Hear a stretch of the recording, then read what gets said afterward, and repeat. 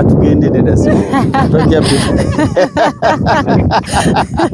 Ladies and gentlemen, tukwaniriza Happy New Year 2026 nkwaniriza eno bagiyita Model View Estate Developers. Tutandise omwaka na nkuba mpya ne project onako tuli buwama project yaffe ya bukadde 9 futi 5 ku 10 otandika n'obukadde 4 ne tukuwa ebbanga eritegerekeka n'osasula balance nga weeyagalidde.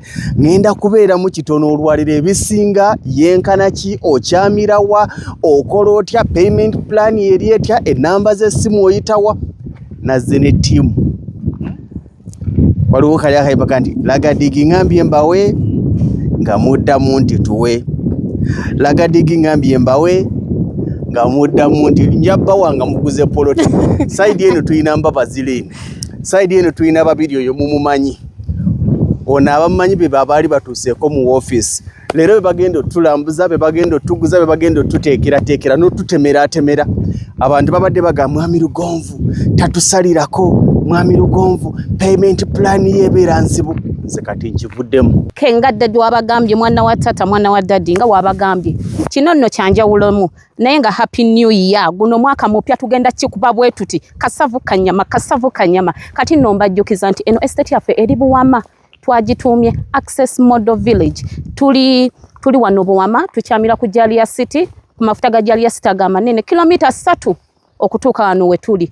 Boda ya 200 eri 5 ku 10 obukadde 9 otandika n'obukadde 4 oba 4 kitundu. Tulabe tutya we tunasaswa. Mbadde mwebuuzanga mulongo yani leero nze nkikuttemu mujja twogere bantu bange ngateera mbasuubiza ttaka lya kyapa si kibanja ogula kyapa n'owummula naye nga manya bw'oba oyagala kye bayita plot enteeketeeke obulungi, plot yetaliiko bizibu nga plot ya kyapa futi 5 ku 10 ate ng'ewera bulungi bagiyita Model View Estate Developers Limited. Twesige ebisigale tujja kwejjusa. Tuli wano ekyalo Kiramba.